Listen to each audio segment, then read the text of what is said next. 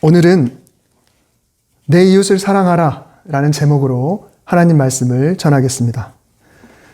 오늘은 십계명의 제7번째 계명, 사람을 향한 계명 중에 부모를 공경하라, 살인하지 말라 다음으로 간음하지 말라 라는 계명입니다. 지난 주일 살인하지 말라 라는 계명처럼 문구가 아주 명확하고 단순합니다. 간음하지 말라. 여기에서도 무슨 설명이 필요할까 싶습니다. 십계명 설교를 준비하면서 두 계명이 가장 문제였습니다. 첫째는 부모 공경의 계명이고 두 번째가 바로 간음에 대한 계명입니다. 지금 이 자리에 학생들이 있습니다. 부모님과 함께 있는 자녀도 있죠. 저희도 부모로서 저희 아이들이 이 자리에 있습니다. 그래서 이 간음에 대한 말씀을 나눈다는 것이 조금 불편하기는 합니다. 다행스러운 것은 그래도 우리 교회에 나오는 우리 학생들이 남자들밖에 없죠. 여학생이 있으면 조금 더 불편할 수도 있을 텐데 그런 면에서는 조금 부담이 덜하긴 하지만 그래도 조심스럽긴 합니다. 하지만 요즘은 학교나 또 문화센터나 이런 성교육이 이루어지고 있고 또 부모와 자녀가 함께하는 그런 프로그램도 많으니까 그런 면에서는 교회에서 이 말씀을 나누는데 조금 부담이 덜 가기는 합니다.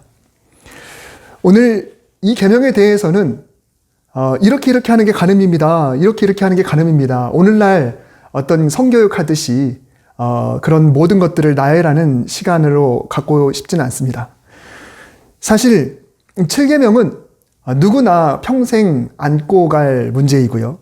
그리고 정말 평생 잘 지키다가도 어느 한순간 순식간에 무너지기도 하는 계명이 또 이 7계명이기도 합니다. 지난주에 살인이라는 계명이 누군가의 영혼을 상하지 않게 하시려는 하나님의 그런 마음이 담겨 있었다고 한다면 마찬가지로 오늘 간음의 계명에서도 하나님께서 분명히 하시고자 하시는 뜻이 그 안에 담겨 있을 텐데 오늘은 그 하나님의 마음이 무엇이었는지를 한번 헤아려 보려고 합니다. 먼저 이 간음을 구약시대의 사회적인 면으로 한번 생각해 보겠습니다. 왜냐하면 이 십계명은 그 시대에 발표된 계명이기 때문에 그렇습니다. 이 계명은 당시 이방인들이 보기에는 아주 파격적인 계명이었습니다. 왜냐하면 당시 고대 근동 지방에서는 종교적으로나 사회적으로나 어쩌면 간음을 오히려 신성시했을지도 모릅니다.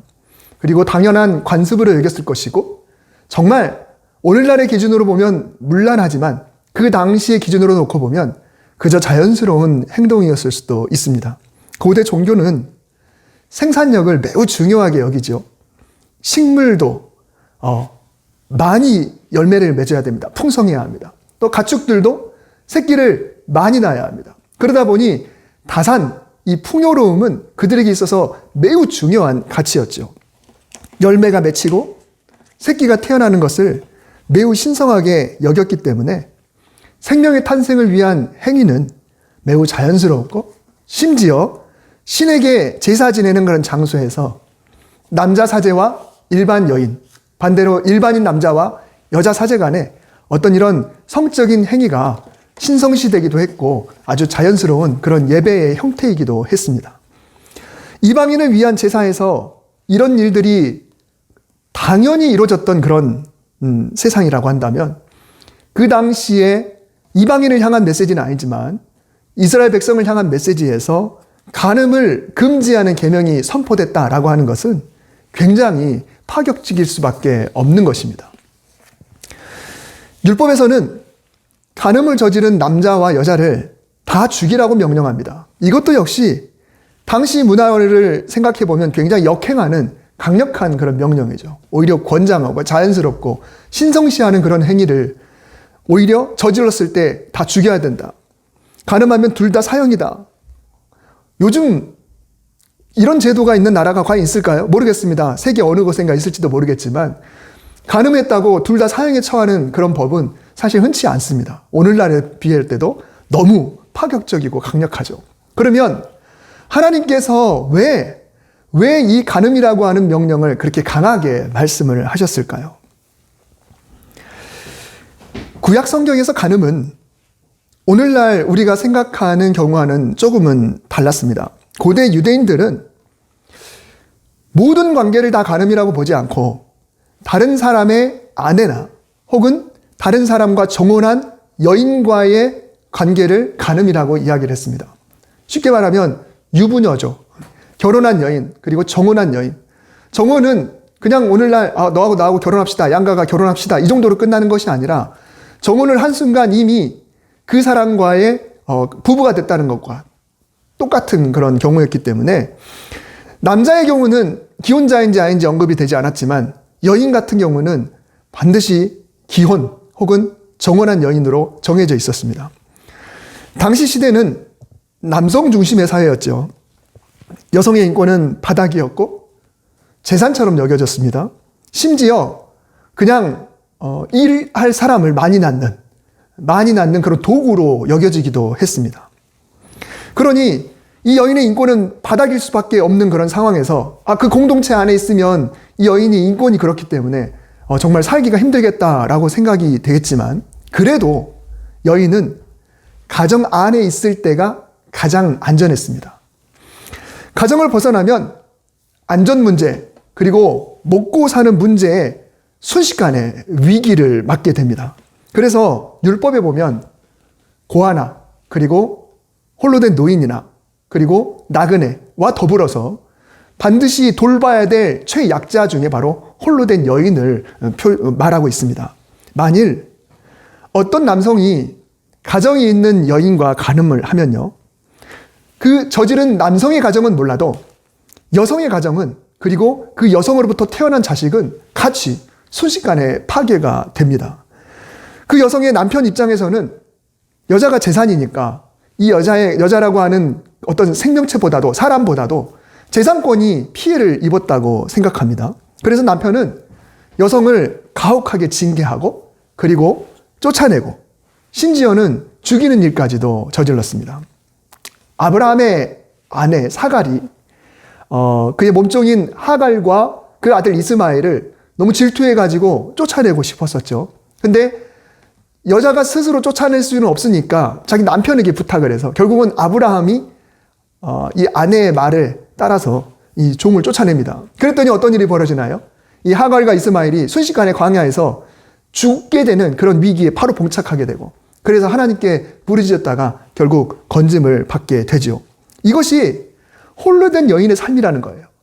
가정 안에 있어야 안전이고 쫓겨나게 되면 그야말로 금방 죽을 수밖에 없는 그런 상황에 처하게 되는 것이죠. 결국 하나님은 정말 이렇게 홀로 쫓겨나서 죽을 수도 있는 이런 상황을 보호하려고 그 여인과 그 가정과 그 아이들을 보호하기 위해서 하나님은 이 간음이라는 계명을 아예 내림을 통해서 애초에 이런 일을 저지르지 말라고 그렇게 말씀을 하고 계시는 겁니다.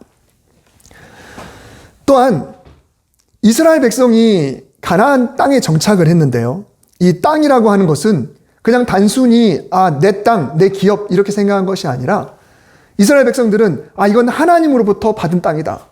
하나님으로부터 온 땅이다 라고 하는 것을 정말 굉장한 소중한 가치로 여겼습니다. 이 땅은 하나님으로부터 받았기 때문에 누군가에게 넘겨도 안 되고 자손 대대로 하나님이 주신 이 땅을 유지하고 여기서 관리하고 이곳에서 계속 번성하면서 살아야만 하는 것이죠. 함부로 땅을 팔아서도 안 되고요. 혹시라도 빚을 진다고 해도 희년이 되면 그 땅은 원래 주인에게 돌려줘야 했습니다. 땅만큼은 이 가문에 허락한 하나님의 기업이에요. 그냥 재산이 아니에요. 하나님으로부터 온 것입니다. 그래서 남북 왕국 시대에 북왕국 이스라엘의 가장 악한 왕으로 꼽히던 아합 왕이 있었죠. 이 아합 왕이 궁전 근처에 있는 포도밭이 너무 갖고 싶었어요. 그래서 그 포도밭 주인에게 나에게 땅을 팔아라 라고 이야기를 했습니다. 근데 이 포도밭 주인이 그걸 거절했죠. 그랬더니 왕이 끙끙 앓았습니다. 생각해보면 그냥 왕이니까 강제로 수용할 수도 있고 뭐 어떻게 할 수도 있겠죠. 그렇지만 아합 왕도 이스라엘 백성들이 이 땅을 어떻게 생각하는지 아는 거예요. 단순히 그냥 돈 주고 거래할 수 있는 게 아니라 하나님으로부터 받은 기업이기 때문에 이 포도밭 주인이 쉽게는 내주지 않을 것이라는 것. 그리고 아무리 왕이라도 그 사람의 땅을 함부로 취할 수 없다는 것쯤은 충분히 알고 있는 그런 상황인 것입니다. 만일 가늠한 여인이 아이를 낳게 돼요. 그러면 이 아이가 본 땅을 기업으로 받은 그 가문의 후손인지 아닌지 아직 이거는 밝힐 수가 없는 거거든요. 불분명합니다. 혈통이 의심스럽게 돼요. 그래서 결국은 하나님으로부터 이어져야 될 땅이 전혀 다른 사람의 땅이 될 위험 소지가 충분히 있게 되는 것이죠. 요즘 1일 연속극마다 다 똑같은 소재가 있습니다. 회장이 있고요. 그 회장이 자기 아들에게 이 기업을 넘겨주려고 해요. 그런데 이 아들이 자기의 신분을 속이고 어떤 그 조작을 해가지고 자기의 아들이 아닌데 아들인 척 해가지고 그 기업을 먹으려고 하는, 그래서 갈등이 일어나는 일들이 대부분의 1일 연속극에서 똑같이 일어나고 있죠. 마찬가지로 이스라엘 백성들의 땅은 반드시 정통, 혈통을 통해서 이어져야 되는 건데, 만약에 누군가 가늠한 여인이다 그러면 태어날 아이가 누구의 아이일지 알 수가 없는 거예요. 그래서 유부녀의 가늠은 그만큼 철저하게 막았던 것이죠. 근데 이 그냥 단순히 둘이 좋아해서 단순히 사랑해서 그랬나 보다, 그렇게 한 것이 아니라 하나님으로부터 받은 기업, 그리고 가정, 그리고 가족을 지키게 하시려는 하나님의 뜻이 담겨 있는 것입니다. 그래서 그렇게 하나님은 처음부터 이거 애초에 하지 마라고 계명으로 정해 놓으신 거죠. 그런데 레위기로 넘어가면 이 간음의 범위가 굉장히 넓어집니다. 작년에 이 레위기 말씀 묵상을 하면서 이 부분도 함께 나누는데, 저도 이걸 묵상하면서 이거를 어떻게 설교를 해야 되나, 어떻게 단톡방에다 글을 남겨야 되나 굉장히 고민할 정도로 너무너무 황당하고 정말 좀 설명하기 어려운, 정말 부끄러운 그런 범죄들이 너무너무 많아요. 그래서 이 부분을 나눌 때는 너무 민망했었습니다. 제가 일일이 언급하지는 않겠습니다. 혹시라도 집에 가시면 레위기 20장을 한번 읽어보시기 바랍니다. 당시에는 이런 일들이 비일비재했다는 거예요. 이런 관계도 간음이고, 이런 관계도 간음이고, 이런 관계도 간음이고, 그거 하지 말아라고 하는 그 조목조목이 너무너무 좀 불편합니다. 레위기 20장에 보면은 이 고대 이스라엘에서 벌써 성적으로 이렇게까지 타락했구나. 오늘날 성윤리가 무너지고 또 타락했다라고 이야기하지만, 솔직히 레위기 20장을 읽어보면 지금보다 더하면 더했지 덜하진 않은 것 같아요. 그래서 가면 갈수록 성윤리가 타락한다라고 말할 수도 있겠지만, 그 고대에도 그랬고 또 로마 시대, 로마가 지배하고 있던 그 시대도 얼마나 문란한지 모릅니다. 종교개혁 때도 그랬고요. 그리고 식민지 지배를 할 때, 정복전쟁 할 때도 그때도 그랬습니다. 그러고 보면 점점 타락한다고도 볼 수 있겠지만, 성적으로 타락하지 않았던 시대는 없었다고 생각하는 것이 더 옳을 것입니다. 그래서 이 계명을 대할 때 하나님의 그 마음, 정말 이 간음하고 있는 그런 사람들에 대해서 하나님이 왜 이렇게까지 말씀하시는지 그것을 좀 헤아려 볼 필요가 있는 것이죠. 정말 중요한 내용은 지금부터입니다. 지난 주일에 말씀드렸듯이 이 사람은 다른 피조물과 다른 뭔가가 있죠. 그게 바로 영입니다. 영혼. 물론 이 육체만 놓고 볼 때는 기능의 차이는 조금 있긴 해요. 뇌의 크기가 좀 더 크다 작다, 손가락을 사용할 수 있는지 없는지, 이족보행인지 사족보행인지, 미각의 기능, 후각적인 거, 시각적인 거, 이런 다양한 그런 기능들의 차이는 있습니다만, 그래도 사람뿐만 아니라 여타 다른 생명체들도 살, 그리고 뼈, 신경, 핏줄, 이런 것들로 이루어졌다라는 것만 놓고 보면 그렇게 큰 차이가 없습니다. 사람과 사람의 아닌 것의 존재는 몸뚱아리만 놓고 보면 사실 별반 다를 게 없어요. 하지만 사람은 하나님이 부어주신 생기를 통해서 살아있는 영적인 존재, 즉 생명이 되었습니다.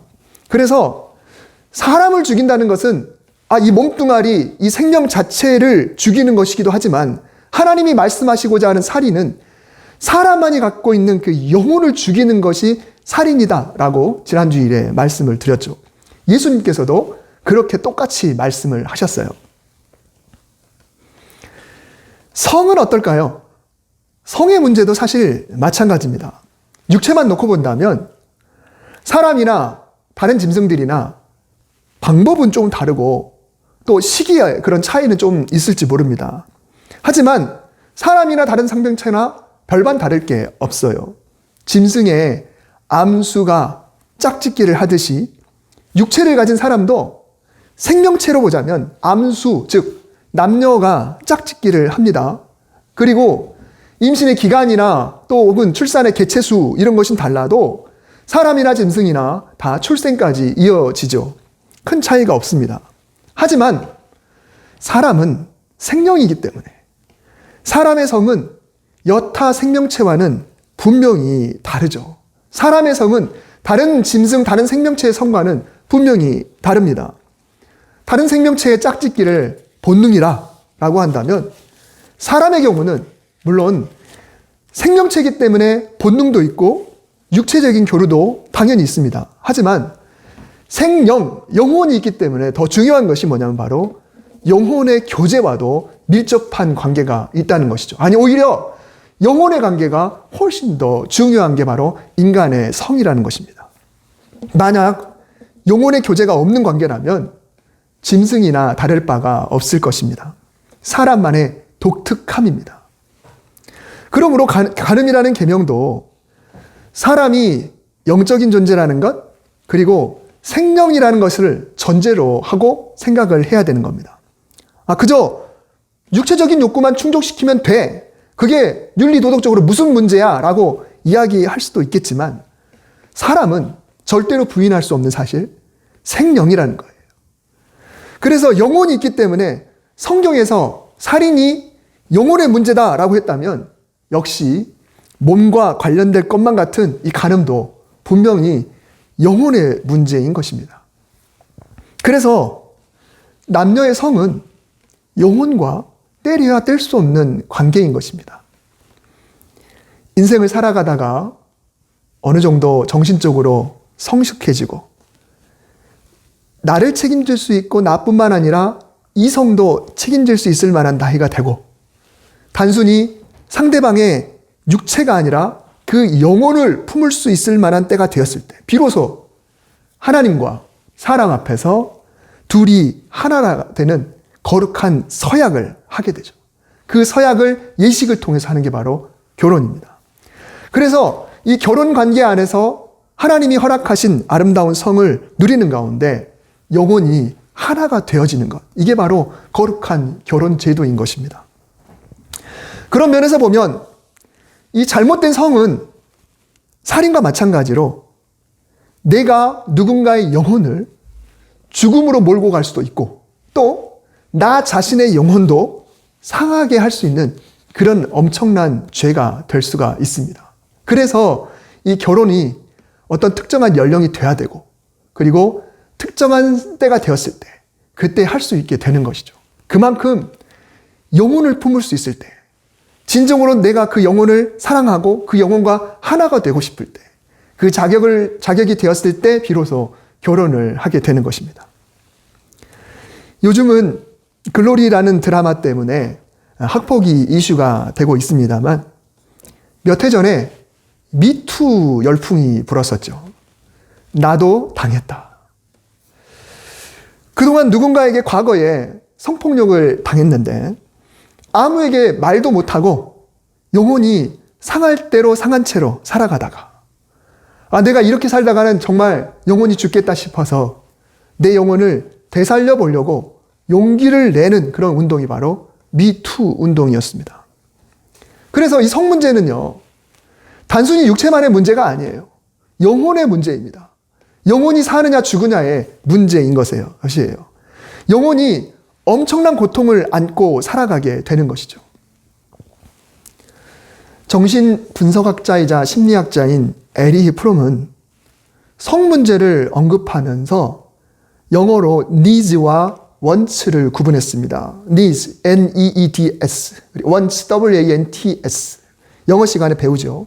물론 이 need와 wants의 뜻이 꼭 에리 프롬하고 똑같은 건 아니지만 에리 프롬은 성 문제를 언급하면서 거기에 따르는 needs와 wants를 구분을 했습니다. needs를 필요에 따른 욕구로 보자면 wants는 필요를 넘어서는 욕망을 뜻합니다. 사람이 살아가다 보면 먹어야 되죠. 그런 욕구. 또 먹었으면 배출해야 되는 욕구도 있는 거고요. 갈증이 나기도 하고, 그리고 성욕도 뺄 수 없는 그런 본능입니다. 이거는 바로 니즈가 되는 거예요. 그런데 꼭 필요한 정도를 넘어서 더한 것을 계속 추구하는 것, 이게 바로 원츠가 되는 것입니다. 예를 들어 아이에게 신발이 하나밖에 없어요. 근데 그 신발이 다 떨어졌습니다. 그러면 아이가 신발을 사달라고 하겠죠. 그럼 부모는 신발은 꼭 필요하니까 니즈로 여겨서 신발을 사줄 수밖에 없어요. 반드시 충족시켜야 됩니다. 없으면 안 되니까. 그런데 아이가 만약에 명품 신발만을 고집한다. 그러면 이게 원츠가 되는 것입니다. 과도한 욕망이 되는 거예요. 어린아이에게 명품 신발이 뭐가 필요합니까? 근데 꼭 그것만 달라고 요구하면 이게 과도한 욕망이 되는 것이죠. 성의 문제도 그렇습니다. 하나님이 허락하신 영역 안에서 자연스럽게 필요를 채우는 것은 당연한 거예요. 뭔가 그런데 과도한 욕망으로 번지게 된다. 그러면 이 성은 잘못된 방향으로 흘러가게 되고요. 그리고 누군가에게 폭력으로 행해지기도 하고 또 좋지 못한 방법으로 분출을 하게 되죠. 그래서 인간의 그릇된 욕망은 몸에만 영향을 미치는 게 아닙니다. 몸에만 그냥 반드시 필요한 거다 리드해서 그치는 게 아니에요. 원추로 넘어가기 때문에 그래서 문제가 되는 겁니다. 영혼에 영향을 미치는 거예요. 집착하게 되고 과도하게 바라게 되는 그런 것이죠. 그래서 상대방의 육체에 집착하다 보면은 행동으로 옮기게 되는데 그냥 행동으로만 옮긴 것이 아니라 그 상대방의 영혼마저 상하게 되는 그런 일이 벌어지게 되는 것이죠. 지난주일에 말씀드렸던 산상수훈, 예수님께서 산 위에서 너희들은 이 계명을 이렇게 들었지만 나는 너희에게 이렇게 말한다 라고 말씀을 하셨어요. 이 계명을 보면은 예수님은 살인에 대해서 이야기하신 후에 그 다음에 바로 간음에 대해서도 말씀을 하셨습니다. 예수님은 이 계명이 꼭 행동으로 옮겨졌을 때만이 아니다. 행동으로 옮긴 것만이라고 생각해서는 안 된다 라고 말씀하시는 겁니다. 마태복음 5장 27절에서 28절 말씀을 보면 또 간음하지 말라 하였다는 것을 너희가 들었으나 나는 너희에게 이르노니 음욕을 품고 여자를 보는 자마다 마음에 이미 간음하였느니라. 왜 예수님은 음욕을 품는 것만으로도 간음이 된다고 말씀하실까요? 품은 마음을 행동으로 표출하면 상대방의 영혼을 죽이는 것이 되지만 속으로만 생각하면 상대방의 영혼에게 내가 직접적으로 죽이는 일을 하진 않은 거지만 문제는 뭐냐면 간음은 내 안에 있는 내 영혼을 죽이는 일이 되기도 하는 것입니다. 고린도전서 6장 18절에서 19절 말씀을 보면 음행을 피하라고 하세요. 사람이 범하는 죄마다 몸 밖에 있지만 음행하는 자는 자기 몸의 죄를 범한다 라고 말씀하셨습니다. 그리고 우리의 몸은 내 것이 아니고 하나님이 성령이 거하시는 거룩한 전이다 라고까지 말씀을 하셨습니다. 즉 행동으로 옮기게 되면 누군가의 영혼을 죽이게 되겠지만 행동으로 옮기지 않았다고 해도 내 안에 있는 내 영혼, 성령이 거하시는 전을 망가뜨리는 내 영에다가 하는 그런 행동이 되기 때문에 그래서 음욕을 품는 자도 간음한 것이다 라고 예수님이 말씀을 하신 것입니다. 여러분, 우리의 몸은요 그냥 우리의 것이 아니에요. 우리가 예수 그리스도를 구주로 영접하고 예수 그리스도께서 부활 승천하셔서 성령님을 보내셔서 그 성령님이 우리 안에 내주하신다. 내 안에 거하시게 되는 내 안이 바로 전, 하나님의 성전이 되기 때문에 이 안에는 성령님이 계십니다. 근데 내가 음욕을 품게 되면 내 안에 계신 성령님에 대해 영향을 미치는 거고 내 안에 있는 내 영혼에 영향을 미치는 것이 되기 때문에 그래서 간음은 대상이 있을 뿐만 아니라 내 자신에게도 타격을 입히는 그런 큰 잘못이 되는 것이죠. 오늘날 우리는 성에 관한 정보의 홍수 속에서 살아가고 있습니다. 아무리 피하려 해도 피할 수가 없을 정도예요. TV를 켜도 그리고 인터넷을 뒤져도 광고를 봐도 내가 원치 않지만 인터넷 같은 경우 밑에 그냥 광고를 그냥 팝업으로 뜨는 경우도 많고 정말 이 성의 그런 코드로 접근하고 있는 광고들이 얼마나 많이 있습니까? 내가 의도하지 않아도 보게 되죠. 방송 통신 매체, 유튜브, 또 SNS 이런 데서 정말 세상을 장악하려고 하는 그 사탄의 영향으로 인해서 누구나 쉽게 성문화를 접할 수 있습니다. 그런데 성은 지극히 개인적인 것이다. 마치 등을 긁듯이 그냥 나를 그냥 한때 즐겁게 하는 쾌락을 주는 그런 것이기 때문에 주저할 필요도 없고 원하는 대로 마음껏 즐기라라고 말을 합니다. 그러면서 기독교의 이 7계명을 고리타분하다고 말을 해요. 이 시대에 무슨 간음에 대한 계명이냐라고 말을 합니다. 하지만 10계명이 선포되던 때는요, 지금보다 더했다고 생각합니다. 그런데 그렇게 지금보다 더하던 시대에도 하나님은 시대에 역행하는 그 계명을 선포하셨어요. 오히려 간음을 신성시하고 권장하고 오히려 예배처럼 여기는 그런 행위로 여기던 그런 세상인데, 그때 이스라엘 백성 중에 거룩한 자 그리고 하나님을 경외하는 자들은 과감하게 자신을 돌아보면서 나의 영혼 그리고 그 누군가의 영혼을 안녕하게 하기 위한 이 7계명을 지켜야 됐던 것입니다. 오늘 말씀의 제목이 내 이웃을 사랑하라입니다. 간음하지 말라는 계명인데 이웃을 사랑하라고 하니 문장 자체만 놓고 보면 뭔가 좀 안 맞죠. 굉장히 역설적입니다. 여기서 말하는 사랑이라는 것은 그 사람을 마음에 품는다 그런 게 아니에요. 그 영혼을 사랑하라는 것입니다. 어떻게 사랑하나? 그 영혼이 하나님이 창조하신 순수한 그 자체의 영혼, 하나님이 보호하시고 싶어 하시는 그 영혼 자체, 하나님의 백성, 하나님의 자녀, 하나님의 피조물의 그 영혼 그 자체라.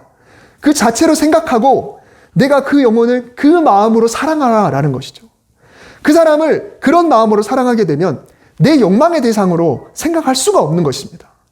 그 영혼이 하나님의 고귀한 생명으로 여겨지는데 내가 어떻게 그 영혼을 내가 흑심을 품고 그 영혼을 대할 수가 있겠습니까? 내 욕망의 대상이 아니라 하나님의 백성으로 하나님의 피조물 자체로 여기고 사랑한다면 절대로 음욕이 들어갈 수가 없게 되는 것입니다. 이 세상 모든 사람은 다 하나님이 생기를 불어넣어 주신 생명입니다. 그 자체로 사랑받아 마땅한 사람이에요. 내가 음욕을 품을 대상이 아니고 내가 그 사람에게 폭력을 행할 대상이 아니고 그 영혼 자체가 너무 고귀한 거죠. 그 고귀한 영혼 자체를 사랑하라는 그 계명이 바로 이 간음하지 말라라는 계명의 역설인 것입니다. 나 자신에 대해서도 마찬가지입니다. 내 영혼도 결코 음욕으로 타락시키지 말아야 합니다. 내 영혼은 하나님과의 관계를 통해서만 거룩해질 수 있어요. 그런데 그 관계는 사실 예배를 통해서 거룩해집니다. 예배를 통해 내가 세상에 의해 규정되지 않는 나 자체, 하나님이 생기를 불어넣어 주신 영혼 그 자체로 하나님께 예배드림을 통해서 내가 거룩해지는 거죠. 근데 그 영혼에다 대고 내가 타격을 주고 이 영혼에 상처를 입히고 이 영혼을 음욕으로 물들게 한다. 이것은 하나님이 절대로 기뻐하시지 않는 것입니다. 아무도 보는 이 없을 때 나는 당신은 누구인가? 라는 제목의 책이 있습니다. 책 제목 자체만 놓고 봐도 참 우리에게 도전이 되죠. 아무도 보는 이 없을 때 과연 나는 누구인가? 저는 군생활하면서 병장 때 대대 군종병이었습니다. 대대 군종병은 한 달에 한 번 외출을 나갑니다. 그러면 제가 근무했던 곳이 화천에 민통선 안에 있었기 때문에 이 시내하고는 굉장히 멀어요. 하루 나오면 서울로 나갔다 가는데 와서 무슨 일을 하냐면 기독교 출판사를 찾아가서 이 교회 부대에 있는 교회로 책을 좀 협찬해 주세요라고 다니게 되고요. 그리고 또 병사들을 위해서 나눌 그런 초코파이 또 어떤 둥글레차 같은 거 이런 것들을 사갑니다. 그래서 남대문 시장 그리고 경동시장 이런 데들을 많이 다녔어요. 거리가 멀다 보니까 하루를 자더라도 하루를 보내더라도 이제 어디선가를 자야 되는데 돈이 별로 없으니까 값싼 여인숙을 찾게 되어 있어요.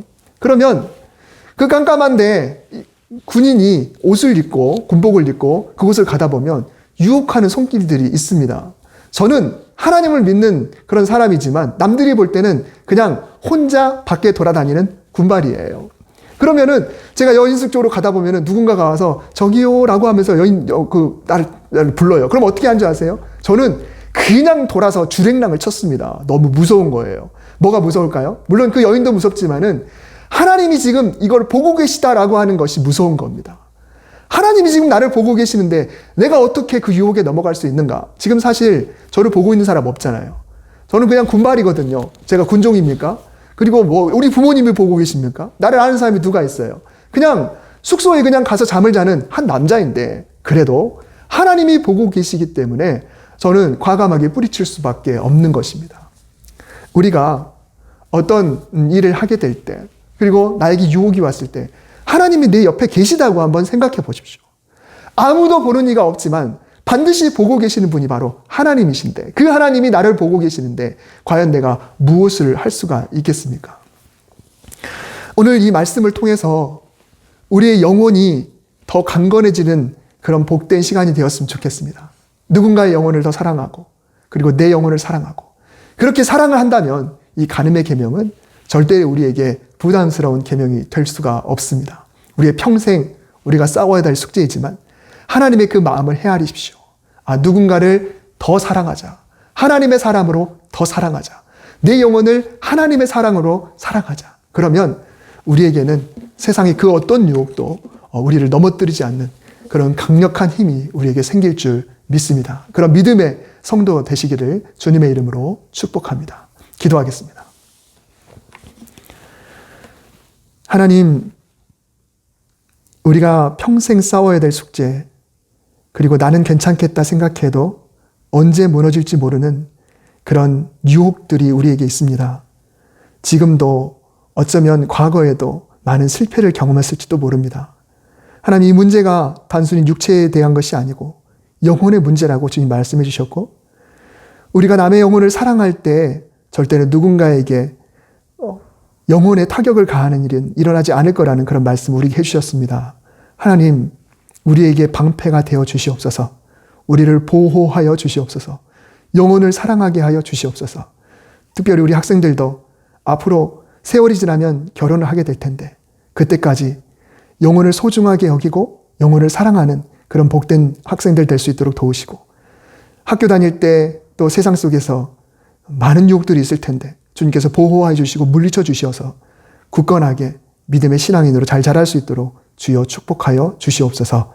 부모로서 자녀를 위해서 중보하고 서로가 서로를 위해서 기도함을 통해 우리의 영혼이 잘 되는 놀라운 은혜가 우리에게 있게 하여 주시옵소서. 예수님의 이름으로 기도드립니다. 아멘.